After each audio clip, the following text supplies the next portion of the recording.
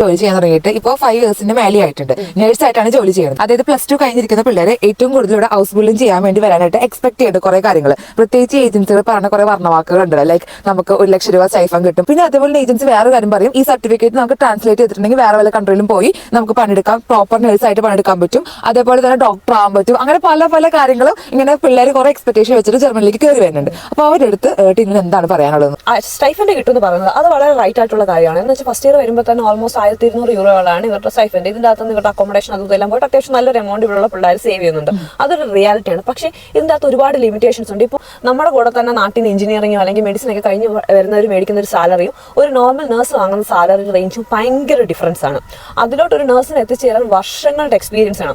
അല്ലെങ്കിൽ നമ്മൾ ഭയങ്കരമായിട്ട് നൈറ്റും ഓവർ ടൈമും ഒക്കെ ചെയ്യാൻ റെഡി ആയിരിക്കണം. അപ്പം നമ്മുടെ ഹെൽത്തിനെ വളരെയധികം നെഗറ്റീവായിട്ട് ബാധിക്കും. അതാണ് ഞാൻ കണ്ടത് ഒരു വലിയ പ്രശ്നം.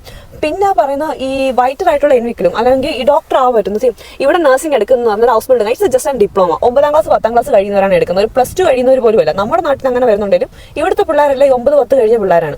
സോ അവരെങ്ങനെ ഡോക്ടർ പഠിക്കാൻ എലിജിബിൾ ആവും? നമ്മുടെ നാട്ടിൽ പോലും ഡോക്ടർ പഠിക്കാൻ +2 കഴിഞ്ഞ് നീറ്റ് എക്സാം എഴുതി അതിൽ 2000 താഴെ റാങ്ക് വന്നാലാണ് വരുന്നത്. അതുപോലെ തന്നെ ഇവിടെ 13 ക്ലാസ് വരെ പഠിച്ച് അതിനുശേഷം ഇവിടുത്തെ എൻട്രൻസ് എക്സാം എഴുതി അതിലും നല്ല രീതിയിൽ ക്വാളിഫൈ ആകുന്നവർക്ക് മാത്രമേ ഇവിടെ മെഡിസിൻ പഠിക്കാൻ പറ്റൂ. അതിൽ നഴ്സിംഗ് പഠിച്ചെന്ന് പറയുന്നതിൻ്റെ അത് നമുക്കിങ്ങനെ പോയിന്റ്സ് കാൽക്കുലേഷൻ ഉള്ളൂ. അതിനകത്ത് ഒരു പോയിന്റ് കൂടും. പക്ഷേ എന്നിരുന്നാലും വരേണ്ട വേ ഒന്ന് തന്നെയാണ്. ആ മാർഗം മാറുന്നേയില്ല ആ ലക്ഷ്യസ്ഥാനത്തോടെ തന്നെ.